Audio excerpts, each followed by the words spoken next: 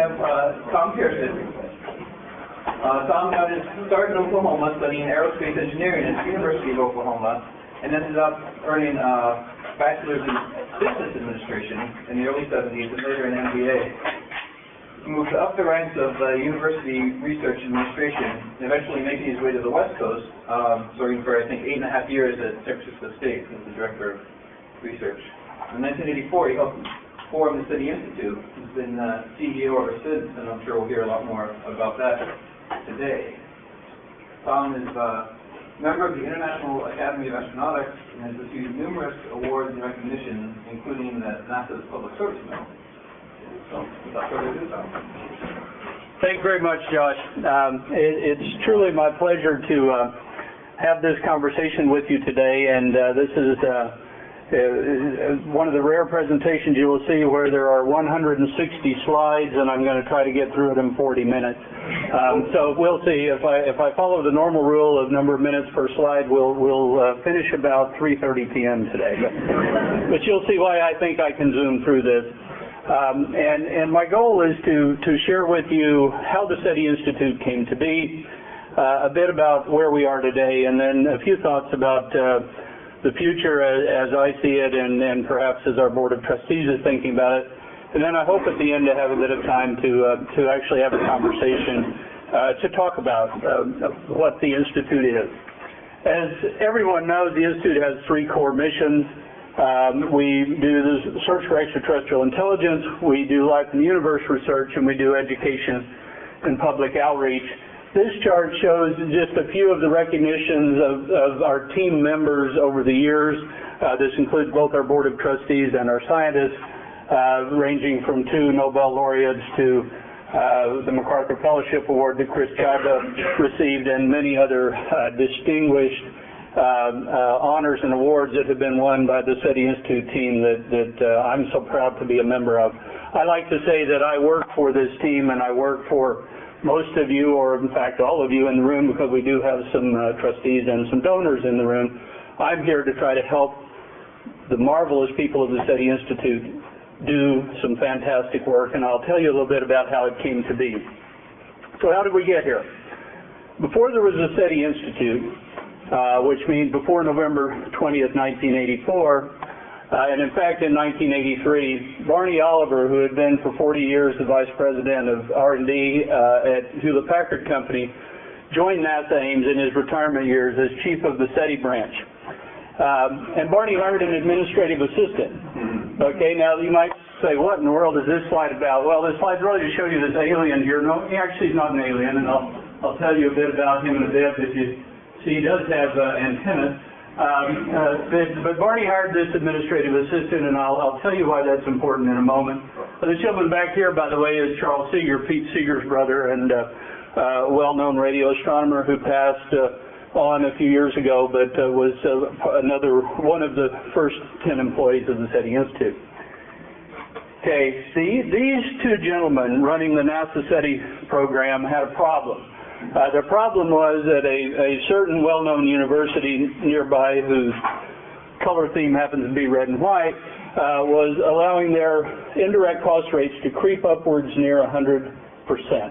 So for every research dollar that was spent, they were capturing an equal dollar in administrative costs that the scientists never got to see, and that nearby university was supporting the NASA SETI program. So these guys had a problem.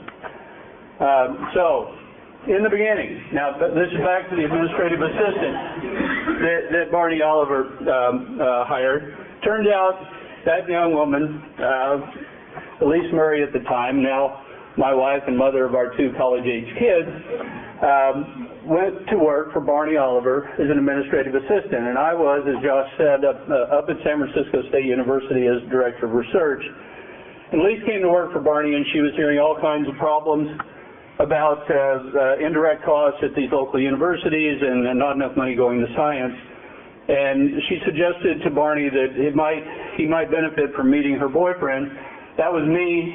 It's a long story why I'm wearing this thing, so if you want to hear that story, I'll tell you later. But it's interesting, this picture, I believe, it shows something about time and fashion and whatever else. I want you to watch the glasses that go through here. Look at these glasses back in the mid-'80s. I think glasses maybe are the best fashion statement as our society evolves. But I don't know where I got those glasses. Somebody should have told me I shouldn't be wearing them. Okay, so as it turned out, after Elise introduced me to Barney and we talked about indirect costs, and it was actually at a social party up at the Paul Masson Winery, and wineries have a key theme to the early part of the Institute, as you will see later. At that party, I threw out some ideas about why you didn't need to pay those indirect costs to local universities, and maybe you could just form your own organization. And it was from that conversation at a party, at a winery, that led to a series of meetings, in particular a number of meetings with this lovely young woman, Jill Tarter, who was in the NASA SETI program, working there through UC Berkeley, to sit down and talk about what else could be done. And the idea that I put forward of maybe you could form your own nonprofit and then have all of your indirect costs, all of your overhead, actually focus on the science itself and not disappear off into the bowels of the university, might be a good thing to do. And so over a series of a few months, we talked about it and we decided to put together the SETI Institute. I wrote the bylaws and the articles of incorporation. Jill wrote the first grant proposal, and we were off and running. So on November 20th, 1984, I actually drove the articles and bylaws up to Sacramento and filed them with the Secretary of State's office. This is the actual sheet of paper they handed me that day. That date stamp says November 20th, 1984. And we actually had a corporation. So you form a corporation, for those of you who have not been involved in doing it, you form it by putting together some papers, but you really can't go anywhere until you have some things. Okay, now you don't have to have a logo, but that happened to be one of the first things that the SETI group wanted to have. They wanted to have some picture to talk about what it was. So we came up with this logo, and the theme of the logo is going to be important as we move forward. But you also have to have a board of trustees. So our original board of trustees, we went over and talked to Frank Drake, who was Dean of the School of Science at Santa Cruz. We talked to Jack Welch at UC Berkeley, Andy Fracknoy, who was at the Astronomical Society of the Pacific at that time, and I couldn't find a 1984 picture of Andy, so that's a little bit more current. And we talked to Roger Hines, who was president of the Hewlett Foundation and former chancellor of UC Berkeley. And these four gentlemen became our founding board of trustees, and they convened a meeting with Jill and myself, and we were off and running. This was the SETI Institute's first astrobiology PI. I told you I'd come back to this picture. I don't know if anyone in the room knows this person. I'm sure you do. This is Chuck Klein, Harold P. Klein. As you can see, he had the distinguished title of Chief Bugologist Emeritus. At this point, he had retired from NASA and, in fact, was teaching at the University of Santa Clara and also became our first astrobiology, or in today's terms, our first Sagan Center principal investigator, shortly after we formed the Institute. The original statement of purpose, I'm going to pause to read this, was to conduct and promote research and related activities regarding the discipline of life in the universe, including all science and technology aspects of astronomy and the planetary sciences, chemical evolution, the origin of life, biological and cultural evolution, and the search for extraterrestrial life, particularly intelligent life. So those were our founding purpose statements that were filed with the state and with the IRS and allowed us to establish ourselves as a nonprofit. So this is going to be a pacing kind of document as I go through this talk. Every other year I'm going to update you on how many principal investigators the SETI Institute had and where they resided, and these are in today's terms, the Carl Sagan Center, Education, Center for SETI Research, and the total number of PIs. So in the earliest days, we had two PIs, Jill Tarter and Chuck Klein. Okay, we formed the organization another way, and in fact, the way we thought about it day in and day out, as we began to grow and welcome in new scientists, we formed it around the organizing principle of the Drake equation. This audience doesn't have to have it explained, so I won't explain it, but in fact, this is a fantastic organizing principle around the whole concept of origin and evolution of life. And we have used this from inception, and still today, when we are meeting with someone who would like to join our institute, we want to make sure that their work fits somewhere within this framework. Okay, by 1988, we had 6 astrobiology PIs who had joined the Institute. You'll see a constant one Center for SETI Research PI pretty much throughout. Jill has served as the PI for all of their work, even though we have had an extraordinary number of incredible people working in that group. Jill is the PI, but you're going to see a pattern of growth across the years in these other PI levels. In 1988, we actually amended our bylaws and amended our articles of incorporation and refiled them with the state of California to incorporate education into that original statement I read. If I would go back to that slide, you would see that it did not have the word education in it. And by a couple of years into the organization, we realized that we were already doing some education work, and we needed to refile our articles with the state and with the IRS so that we could take advantage of some additional nonprofit benefits that can come from a nonprofit working in the field of science and mathematics education. We brought in some educators. Note the glasses. Again, there's an interesting fashion statement, and the glasses will change overnight. Seth Shostak joined us around that time, so did Edna DeVore, basically in the late 1980s, I believe, best I could tell.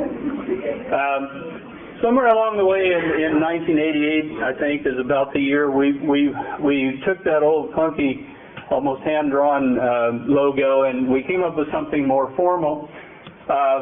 Best I can tell, it seemed to imply something about radio astronomy, but as you saw, we had a growing number of astrobiology or exobiology at that time principal investigators. Nonetheless, this was our logo from the late 80s until the year 2002.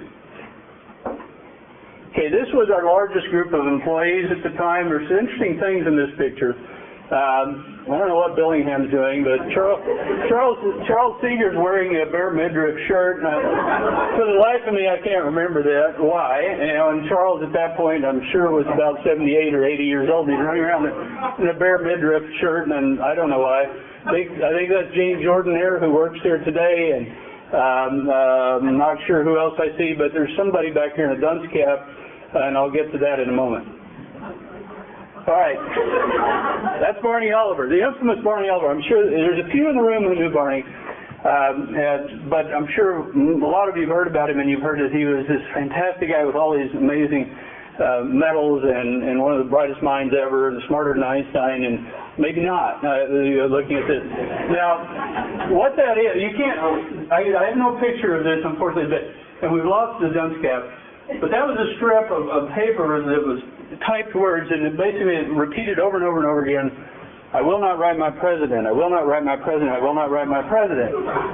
What Barney had done on NASA stationery from NASA Ames, as chief of the NASA SETI branch, had written a letter to President Ronald Reagan at the time, who was a good friend of his, and he'd known Reagan for many years, telling Reagan that he'd by damned had better well get busy funding SETI research. And he did it in no uncertain terms, and he said why in about 3 paragraphs, and he sent it off to Reagan. Most of you are tied to NASA, except our donors here, in one way or another. And you can imagine a letter from a branch chief at NASA Ames going straight to the President of the United States on NASA letterhead. Basically, the rumblings from Washington reached here as an earthquake as that unfolded. And Barney, if he hadn't been Barney, he would have gotten in a huge amount of trouble. But as it turns out, he didn't get in any trouble. Billingham got in a lot of trouble because he was Barney's boss. This was at a Wybell Winery, by the way. See the grapes up here? In the old days, before the litigious society that we all live in today, where we all have to worry about how much wine you pour at a work or other social event because you'll get sued tomorrow when somebody has a wreck on the way home. The old days, you didn't worry about that, and we actually had a lot of meetings at the Wybell Winery in the East Bay that's no longer there. Here we've handed Barney a whole box of stationery that is with his own personal address, and said Bart M. Oliver and his own address. And told him he's supposed to use that when he writes his president. We also gave him some sunglasses so if he went to Washington he could go incognito and nobody would recognize him. And he was off in Washington trying to sell on behalf of Billingham and everyone else the NASA SETI program, and this was a program plan written in the late 80s. 1988, this will be another pacing instrument as I rapidly move forward here. Each time we had a new trustee join our board, I will note that, and then in '88 the board invited me to join them as an ex officio member of the Board of Trustees, the same founding four. The earliest days of the Institute, the administrative group of the Institute resided in a trailer at NASA Ames, and this was that trailer. In May of 1989, we were preparing to leave. That's Vera Buscher, Maurice LaChapelle, Janelle Grewing, and Karen Fowler, who were basically made up all of our admin team at that point, along with myself. This little thing here is kind of interesting in SETI Team 191. And that says ET phone here. If you remember the old ET movie, there was these bumper stickers, ET phone home. We had modified that and had it say ET phone here. We were a little reluctant to leave this trailer because we were afraid ET would phone there and we wouldn't be there anymore. But we moved over to Landings Drive. This is not the right era because those cars aren't the right year, but it was the only picture I could find. We moved over to Landings Drive in Mountain View, established offices there. It was our sign going in. This is in 1989. Debbie Collier, who's never changed since I met her, the first day she ever came. She and Frank Drake have some magic genetics that I don't understand. The two of them have never changed. But this is Debbie when she was actually a practicing scientist before we stole her away from her pursuit of a Nobel Prize and moved her into our administrative team because we realized how fantastic she was as a grants administrator. But Debbie here is standing here as an exobiologist at the time with Chuck Klein, Owen Gwynn, Guy Fogelman, who you'll see again in a minute, and Lisa White. All of these were early members of what today would be the Sagan Center, our astrobiology team. Here's another picture of Barney. You can tell that we had a lot of fun with Barney, and he had actually a lot of fun with himself. This was an actual used car lot, and he put this picture together so our NASA headquarters program officer for the SETI program at the time could use it to prep them that he was coming to town to do a sales job on them. And what he was doing was coming to sell the NASA Microwave Observing Project, which eventually he did get sold.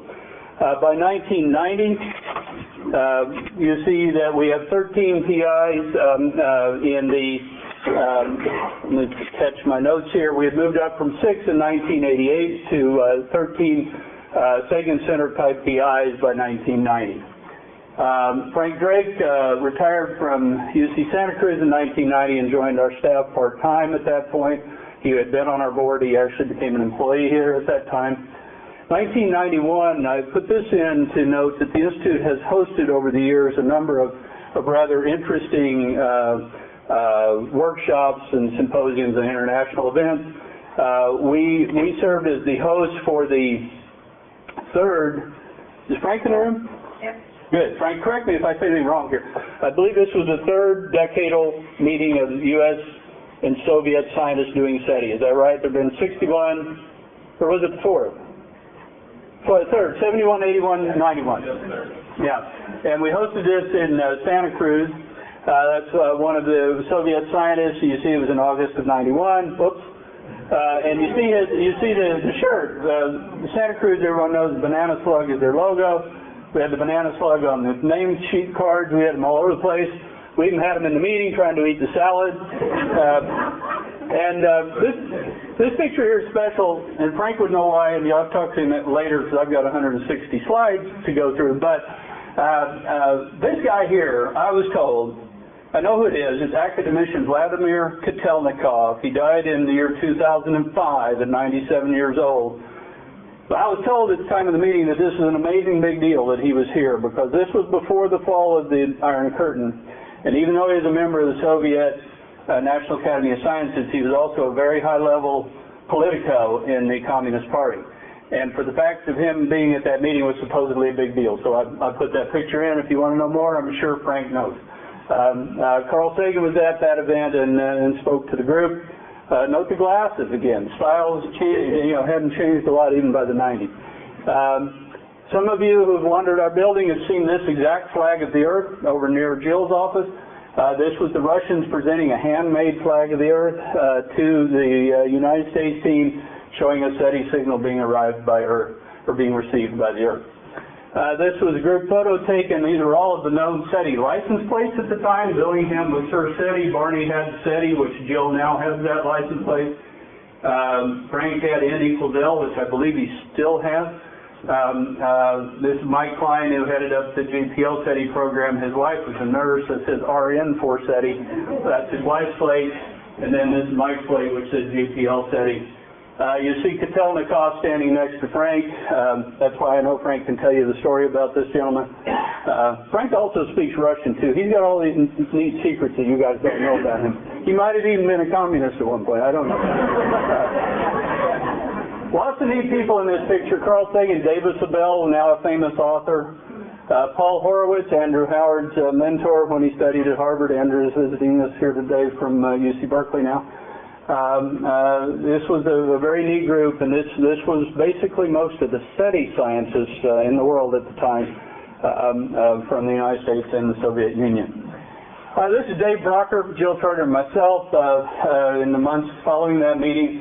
I still have my cowbell. Every once in a while I use it to call a meeting together. This group actually did know how to have fun, and I forget exactly why they distributed those cowbells, but we were on a retreat out in Carmel Valley, and I think they were afraid if we wandered away, that way they knew how they could find us. But I think most of us still have those cowbells. We tended to have fun at the SETI Institute sometimes as well. This would be on a typical work day. This is a typical staff meeting, and everyone is actually saying the pledge to SETI Institute, I believe it was, that we used to make every new employee do. We finally had so many complaints about stomach cramps from laughing so much that we quit doing that, but it was fun. And yes, that really was Seth Shostak. You saw Mickey Mouse ears in the prior picture. And some might think this is, Seth's a little Mickey Mouse today, but in fact, we all know Seth. He's not here today because he's off at a meeting. Probably our best-known public speaker in SETI. Never been able to get him to wear those Mickey Mouse ears again, though, since that day.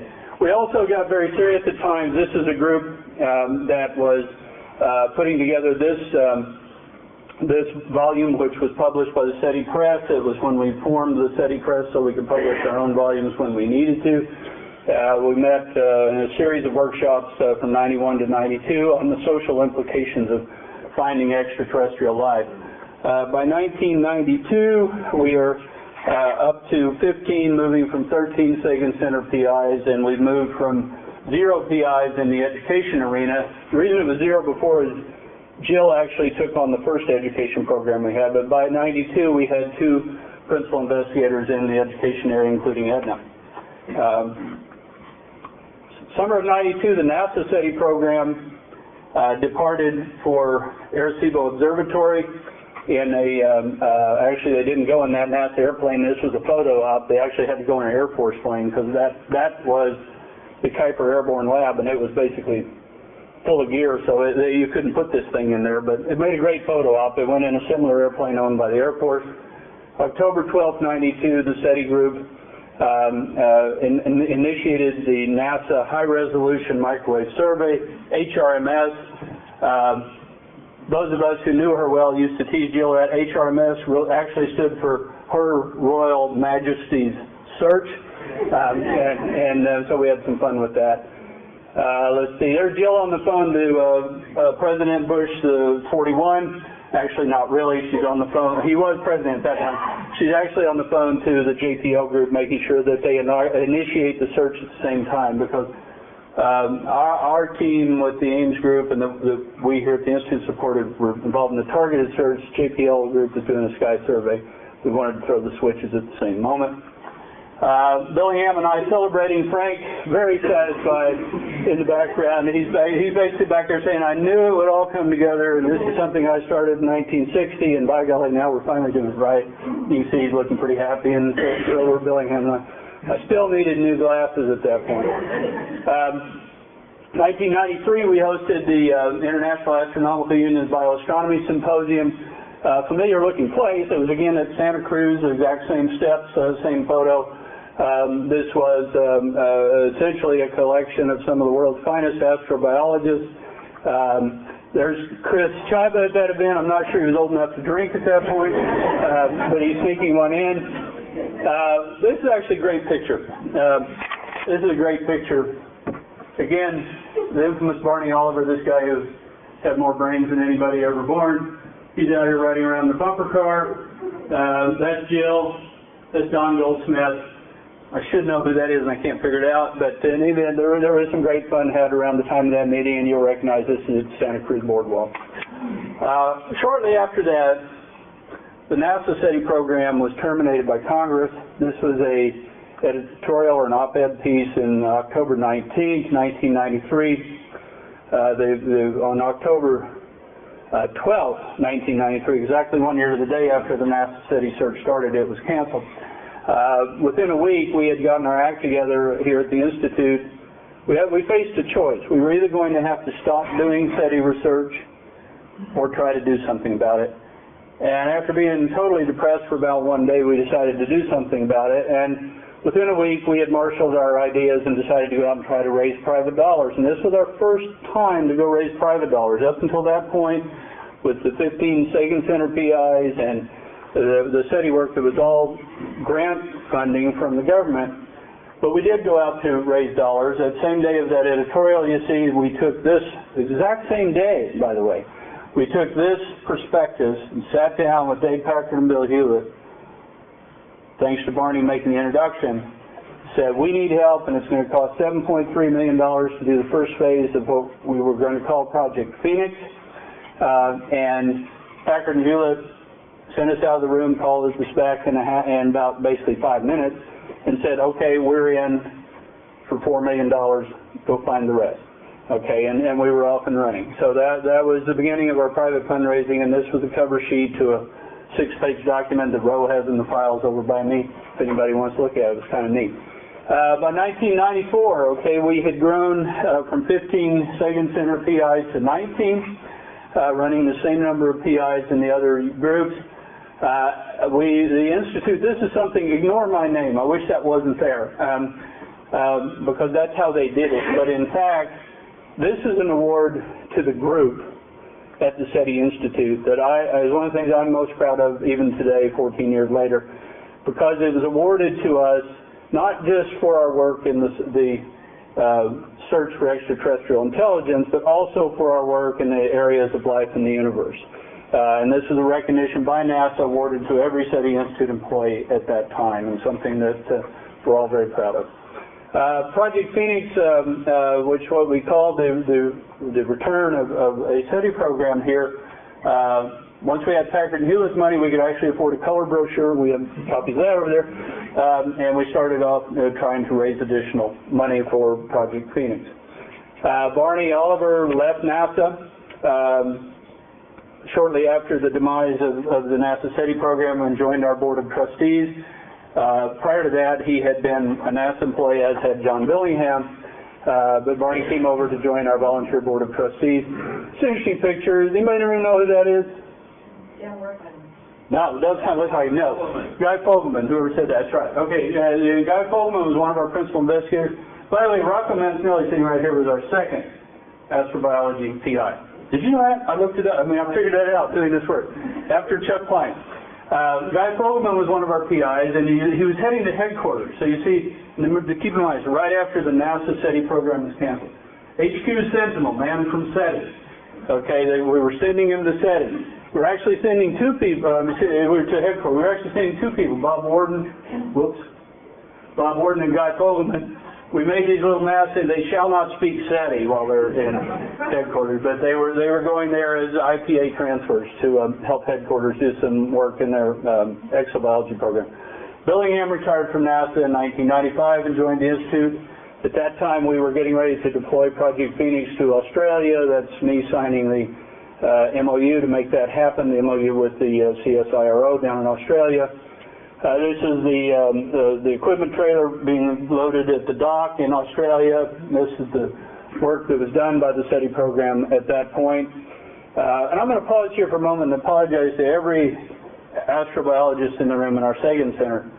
I just simply don't have pictures of you, very many pictures of you guys in that era. And this is my talk, and I had to go to my sources of pictures. But I just want to emphasize the growing group of astrobiology PIs through those years. So that's my apology for not as many astrobiology pictures, but I did have them from Jill and from the SETI group. This is Project Phoenix in Australia. The machine actually worked, as John Grayer's looking kind of happy here going, oh my God, it actually worked. After we got back from Australia, we went to meet with our primary sponsors for that privately funded effort. And this is Dave Packard, Barney Oliver, of course, Bill Hewlett, Gordon Moore, and Jill was giving a presentation to them. This is in Mr. Packard's home. This was around the 16th or 17th of November of that year. And on Thanksgiving Day of that year, Barney Oliver died. So we lost a great champion. It makes me sad to this day. Almost brings tears to my eyes saying that. He was such a great guy to work with. By 1996, we had 22 Sagan Center PIs, growing from the former 19 in 2 years prior. We had added 2 new trustees. Everyone knows the gentleman on the right. For those of you who don't know, Sandy Faber on the left. She's a world-renowned astronomer. We added this lady to our staff in 1996. I don't even know if she knew I had this picture, but that's our Chief Financial Officer, Shannon Atkinson. This series of pictures, I need Peter Backus to talk to me afterwards to make sure to remind me why the heck this thing looks like it's stuck in the trees up here. I don't remember why we had to lift it over the trees. This was our equipment trailer sitting in the parking lot at Landings Drive. All of the insides and guts of it had been refurbished in preparation for deployment to Greenbank, West Virginia. But I don't know why it had to go over the trees. So, but we'll move on, and Peter can tell us that later. Looks to me like it's stuck. It moves on to Greenbank, West Virginia. There's Jill outside the trailer. We were observing on the 140-foot. We were using a smaller dish at Woodbury, Georgia as the follow-up system because we wanted to be able to differentiate RFI to make sure we weren't being spoofed by local RFI in the West Virginia area. New trustee Steve Morning joined the Institute in 1997. This was our first, if you will, outside trustee, someone coming in who had never had any affiliation to SETI or space science. He was vice president for development at Palo Alto Medical Foundation. He immediately straightened us up on that long paragraph of mission statement that you saw before, which had been hanging around for all those years. Said, you got to have something short and punchy so you can put it in your material. So he straightened us out on that, and we shortened our mission down to explore, understand, and explain the origin, nature, and prevalence of life in the universe. And that, in fact, is still today our mission statement. And when Steve was on board as an outside volunteer trustee and someone who knew a lot about fundraising, we really got busy. Billingham decided to be the swashbuckling pirate and go out and try to raise money. He was actually our first director of development. John Billingham was our first director of development here at the Institute, all in a volunteer mode. And he actually didn't buy that for that purpose. I think he had a momentary medical issue. 1997, the movie Contact came out, brought some fame to SETI research. Didn't bring a dime to this organization through the production of the movie, but certainly brought some other benefits. 1997 also brought the beginnings of a 3-year series of workshops that eventually led to the Allen Telescope Array. These are some of the people at 2 different meetings of that group that eventually published the volume SETI 2020. By 1988, we had moved from 22 to 25 Sagan Center PIs and running the same number in the other areas. Greg Papadopoulos joined our board in 1998. He had been a member of that SETI 2020 working group and became inspired to come help us and has helped us in many ways since then. Serving as chairman of our board, donating well over $500,000 to us of his own personal money, as well as bringing to us many hundreds of thousands of dollars of Sun Microsystems equipment. Chris Chiver joined the Institute in 1998 in the Sagan chair, and around 1998 or 99, we deployed to the Project Phoenix system to Arecibo. You see the trailer now sitting outside the Arecibo Observatory control room. This is what it looked like inside the room, and our follow-up instrument became a much larger instrument than that Woodbury telescope. This was the Jodrell Bank telescope in England. By the year 2000, a big jump in our Sagan Center PIs. We moved from 25 to 35 PIs, running the same number in the other area. New trustees joined in 2000, John Gertz, owner of Zorro Productions, and David Liddell. who's a senior partner with U.S. Venture Partners, a venture capital group. That's the same year we started our partnership with Space.com. Sally Ride was president of Space.com at that time, and that partnership continues today. A number of you in the room have written articles for our SETI Thursday part of that website, and that's been a good beneficial partnership to us. We published SETI 2020 in that time frame, and this is the volume that launched the Allen Telescope Array. If you heard Jill Charter's talk in this series, you know all you need to know about the Allen Telescope Array, so I'm not going to go into details there. We did take this forward to Paul Allen in that year and got the first phase of funding to begin the array work. That was an R&D phase. Herb Stansberry joined our board in the year 2001. Herb was a longtime friend of Barney Oliver, someone I had met a number of years before, gentleman from the finance industry, but also a marvelous cartoonist. And Herb actually illustrated this volume, which was another volume we published out of the SETI Press, Modern English Misusage. Barney Oliver was a guy who just had a passion for the English language, and at his death had actually written a book for publications on English misusage. We took it through to publication. Stansberry did the illustrations, and I want to encourage anyone who doesn't have a copy of this, grab one on your way out. They're on this table over here. It's a fun book, and we have extras, and if there's not enough there, we'll go get some more. It's a humorous look at how we misuse the English language. And I'm sure if Barney was in the room today, he'd correct me at least 10 times on the way. I've misused it. Around the year 2000, we also started getting involved in politics at some level, trying to support astrobiology and SETI research within the federal government. This is Congressman Lamar Smith visiting Arecibo Observatory, and that's his aide who came down with him. And Lamar Smith is, to this day, one of astrobiology's best friends, and he's a Republican congressman from Texas, and I'm proud to consider him at least a little bit of a friend. We've gotten to know each other over the years. 2002, that's our list of PIs. In 2002, we began a large expansion of our Board of Trustees, trying to bring in more people who could help us raise the philanthropy that makes part of our work possible. It's Al Bagley, Linda Bernardi, Joe Birnbaum, and Lou Platt. Another very important year. Compliments of Turner Duckworth Company, who contributed the work, and one of our trustees, David Liddell, who funded all the changes to get the literature straight, new business cards, etc. We came out with a new logo, and the purpose of this was to get away from the radio telescope and get to something that could be more representative of the broad nature of our work.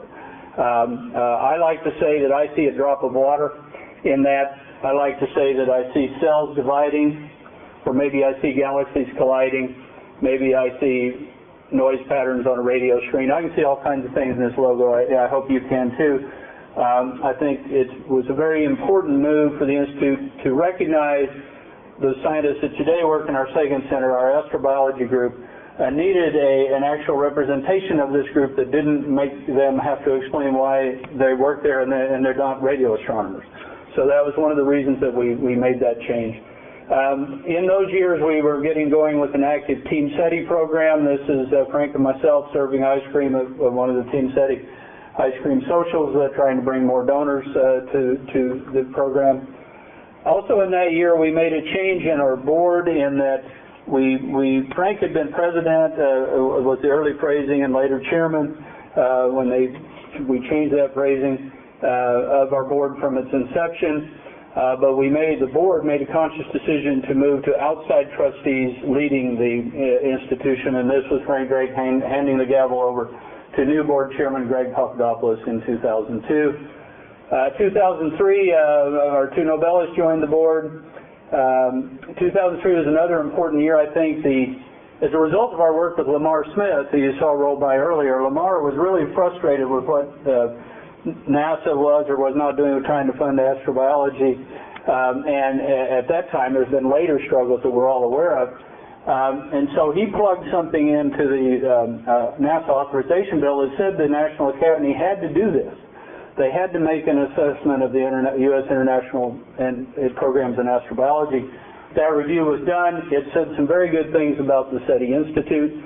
These words are you can find them on our website, but we were proud to see that in their review of astrobiology across the country, the Institute was called out as one of the exemplary organizations.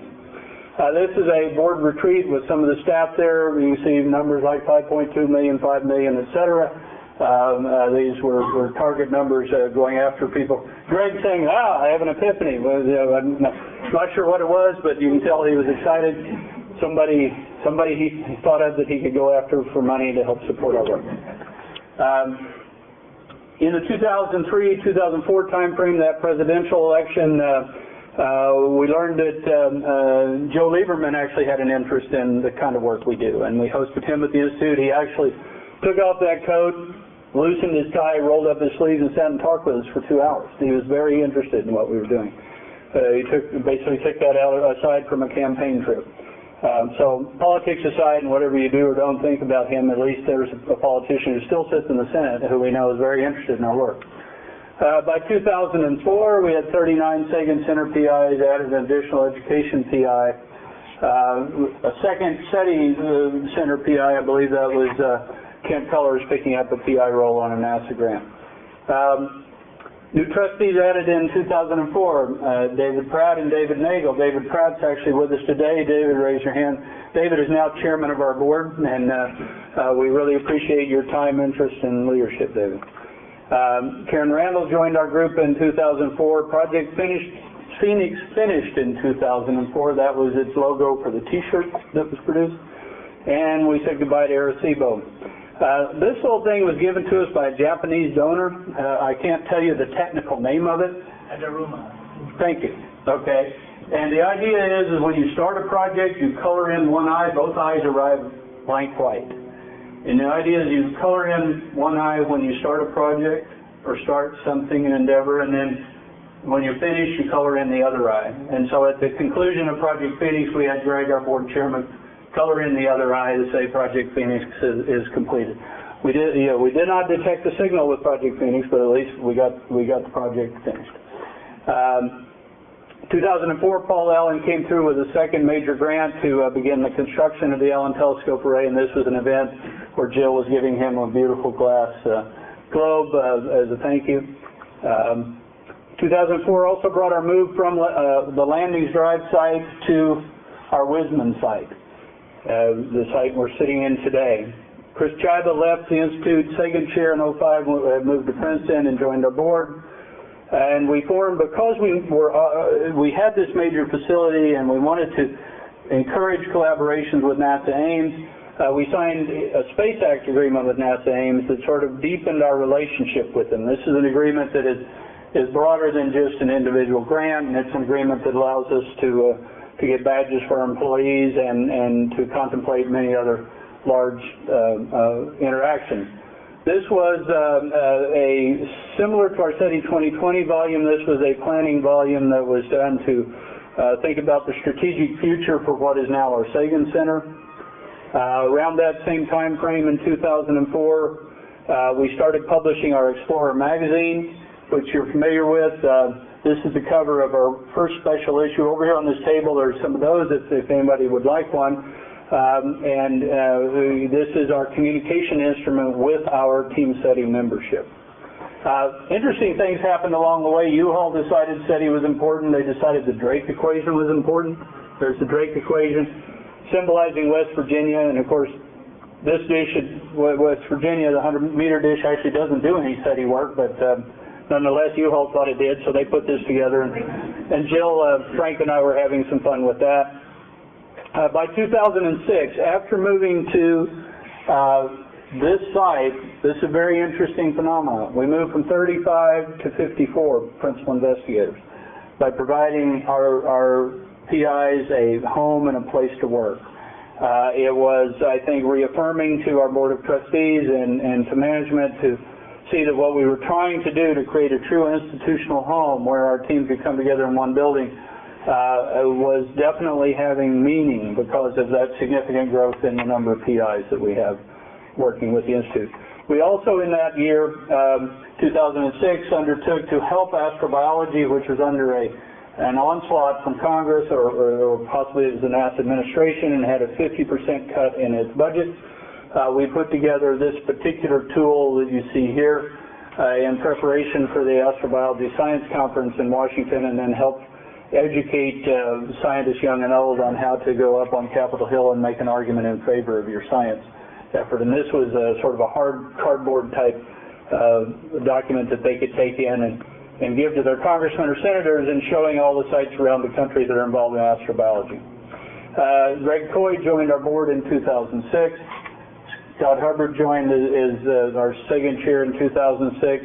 We also renamed our former Center for the Study of Life in the Universe to become the Carl Sagan Center in October of 2006. That's Carl's widow, Andrian, with Scott, Greg, and myself as we inaugurated that.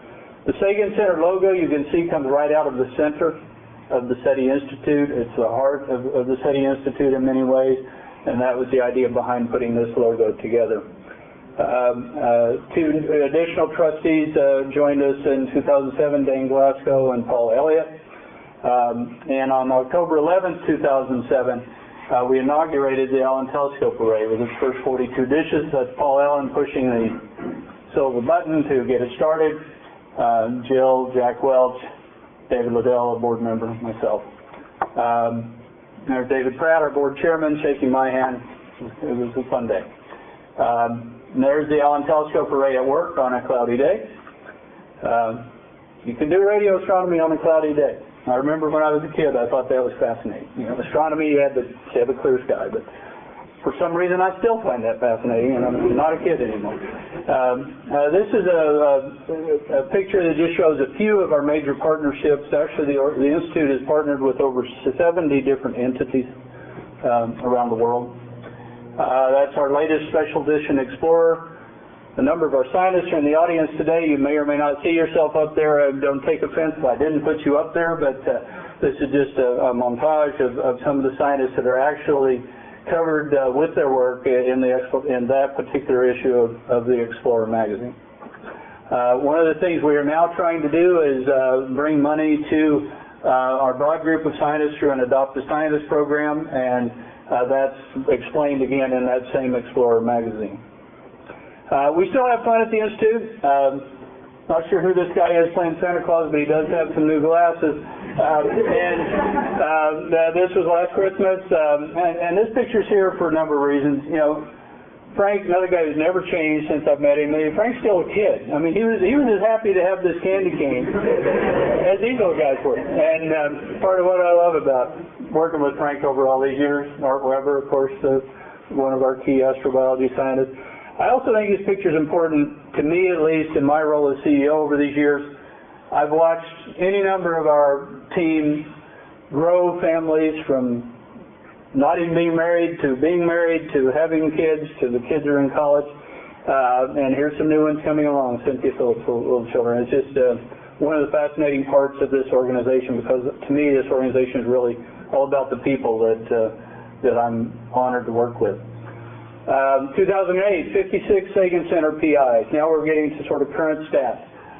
3 education PIs, 1 Center for SETI Research PI. Why do I love coming to work? This picture taken a couple of weeks ago in the parking lot with my cell phone. These guys couldn't even, this is Rocco and John Marshall, they couldn't even wait to get inside to look at a sample that had been through the Ames Wind Tunnel doing something or another, testing something about the Phoenix Lander. They got it out and it's on the trunk of John's car, and they're busy looking at it before they even get in here. This is why I like coming to work. Just seeing these things, going over and talking to them, finding out, you know, what the heck they're doing. And taking it right up to current, next week we host the 5th International Astrobiology Science Conference. We're the first non-NASA entity to host that, and we're very proud to do that, and I think I'll see a lot of you there next week. Some facts and figures. Those are our sponsors. You've seen that before. I'm going to move on. Total expenditures through the duration of the SETI Institute, $211.5 million since 1984. Of that, $72.6 million has been private philanthropy. Actually, $72,582,402.27 to be exact. Not the 27 cents. But Shannon assures me that's exact. Okay. How does that $211 million break out? Going back to why we formed the Institute, maximize the dollars going to science. $176 million has gone to science and education, $28 million to administrative costs, $6+ million to fundraising, and that's your breakout across the years in terms of how the dollars have been spent here. That's our financial history just in terms of annual expenditure volume across the year, starting off in the beginning with $1 million and its most recent fiscal year that ended last September 30th, a little over $16 million. That's the profile of fundraising expenses in yellow, administrative costs in whatever that color is, blue, and direct program costs in the reddish kind color. Recapping our PI growth, you've seen all these numbers as I've gone through the presentation. You can see sort of a big burst here from 88 to 90 in our Sagan Center area.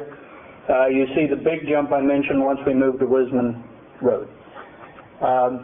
Total number of employees over the years, we started off with 10 in the first year. We've hired 613 people over the 23 years, 131 on the payroll today. We've had dozens of formal volunteers and many dozens of informal volunteers. Some thoughts on our indirect cost rate. We started the organization with a rate of 20% indirect cost rate. We had no facilities. We offered very little service or infrastructure. By the way, we started the Institute the same year the first IBM PC with a hard drive came out. So that puts it in place. And before some of you in the room were born.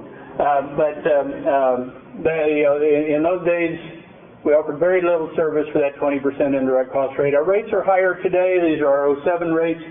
They're still something we're very proud of. We have a modern facility and an on-site rate that's much lower than any other, or at least any that I'm aware of, standalone, separate, independent research institutions with a facility like this, and our off-site rate stands at 25.89. And those costs pay for people that our scientists see and are supported by every day. And since I worked for whatever it was, 18 years or so in University Research Administration, I know what university indirect cost pays for. It pays for stuff you never see. And you do get some service, but you largely don't see it. Here, our indirect cost pays for what you see. And I think we compare favorably with competing institutions.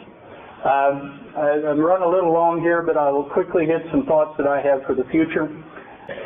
Hi everyone, this is Tom Pierson. At this point in the show there was a momentary problem with the audio, and on the slide coming up I spoke about my thoughts for the future, where we are working on possible major partnership with research university. Ideas that we are pursuing include the possibility of establishing a joint degree program in astrobiology. The SETI Institute faces a lease renewal for its facility in the year 2010, and one possibility we are considering is co-locating with a partner to help both save money and improve the overall potential for that facility. We are currently have just submitted the renewal to the NASA Astrobiology Institute, and I think our team put together a fantastic proposal. The Allen Telescope Array continues to grow and mature. It is currently operating with 42 dishes, and we certainly want to continue its growth and further develop its capabilities as we move into the future.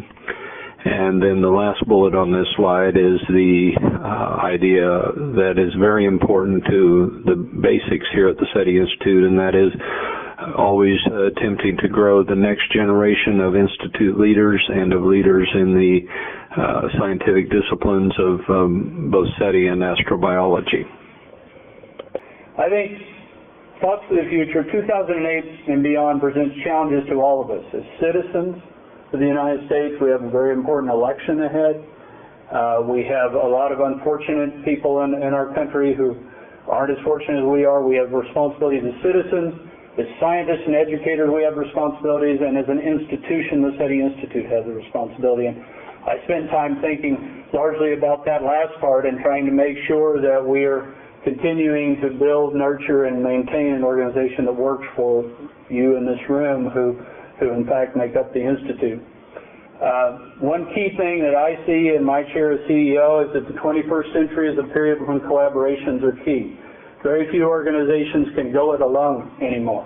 It's just the nature of what's happened with our information-based society. So we're working hard on collaborations such as the one I mentioned that might come to be with Arizona State. The Sagan Center seminar series that was started by Josh and Devin and Cynthia gives me hope for the future. I come here every Wednesday that I can and listen to our scientists and guests from other organizations talk about some of the most incredible science happening in the world, and I think that makes the future look bright. I'll close by saying our mission is to explore, understand, and explain the origin, nature, and prevalence of life in the universe. How could it be more exciting? Our vision, as we've officially stated it, and I personally believe, is that to conduct the most profound search in human history, to know our beginnings and our place among the stars. And it's amazing to be part of a team doing that. Doing this science requires visionary financial support. These were all of these gentlemen up here, Paul Allen, Barney Oliver, Bill Hewlett, Dave Packard, and Gordon Moore. All of those individuals have donated to this organization $7 million or more over time. Those visionary leaders helped get us to where we are today. Myself and our board of trustees are out looking for more of those kinds of people to support us in the future. And I'll close by saying this is why I come to work every day. I work for these people. These are the staff, some of the staff of the SETI Institute.